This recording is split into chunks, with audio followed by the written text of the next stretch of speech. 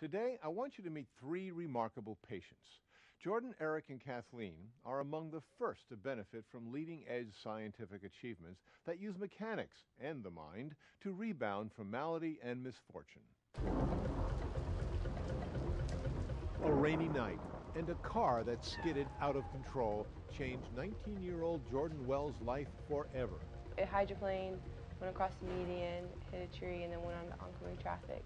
Jordan and her friend were both rescued, but then something unimaginable happened. A second crash. This time it was the medevac helicopter ferrying them to the hospital. Part of the helicopter fell on my legs, or crashed on my legs, and then the big tree fell on top of that. Her friend and three rescuers died. Jordan was the lone survivor. They had my body on this broken board. My legs were straight, but both my feet were hanging off the side of the board by skin and tendons. She was literally broken from head to toe. Bones in her face, arms, and back were shattered. One of her legs was amputated. 1.2 million Americans are amputees. Thousands wear artificial limbs, but if they don't fit right, they can be painful. For the first time, you actually have a device that's interactive with the patient. It's actually changing as the patient changes. This is where the microprocessor is in there. Unlike traditional static prosthetics, Jordan uses a bionic leg. It now can sense, much like what the Wii game does. It has those advanced sensors on board, so it knows that the patient's walking, running, or jumping. Jordan's leg detects movement and loosens or tightens to make each stride comfortable. It felt like it was actually part of my leg. Information from the leg is sent via Bluetooth to a Palm Pilot that helps doctors customize the fit. It's truly what the future is.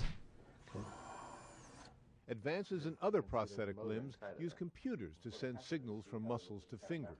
Probably the best feature of the hand is the fact that it has individual motors in each finger.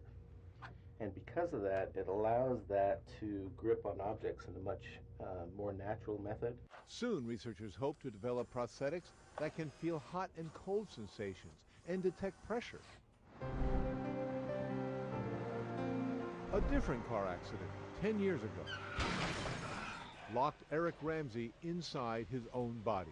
The day of the accident just kind of stopped everything that we had going on in life and completely rerouted our family. Eric was riding in a friend's car when it crashed head-on into another vehicle. At first, it appeared he'd be okay. They told us that he had several injuries, but that none of them were life-threatening as far as they could tell. But a blow to the back of Eric's head damaged an artery in his brain, stopping blood flow. It left him unable to move or speak. Locked in means that people are alert, they're intelligent, they know what's going on, but they can't move, they can't communicate. Dr. Philip Kennedy is on a mission to free people like Eric. Basically, we've been trying to develop a communication between the brain and machines. A tiny device is implanted in the part of Eric's brain that controls speech. Just the very tip is implanted. The rest is outside the brain and working its way up to the top of the skull. Speak. A computer asks Eric to make a vowel sound. As Eric thinks about puckering his mouth, the neurons in his brain fire, causing the cursor to move to the right word.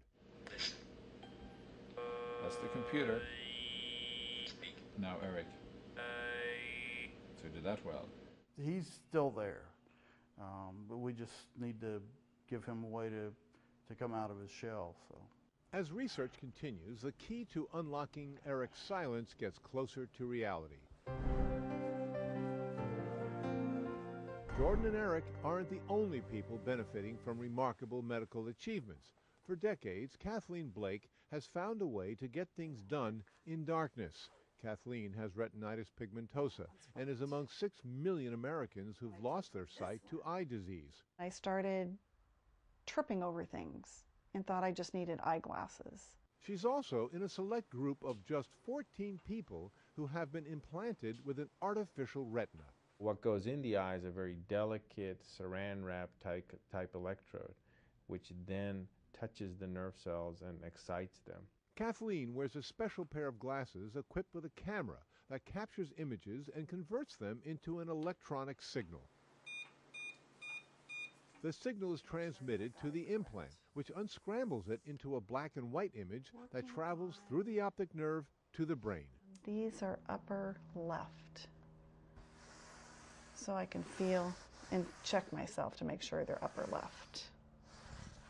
And this is how I do my training. Over a period of time, they can recognize large objects such as the door, the chair, the table. I can see contrast from light to dark. The most exciting really thing that I've seen recently was this last summer. I was able to see the fireworks in the sky. For three people who've lost so much, three incredible innovations and the vision of a brighter future.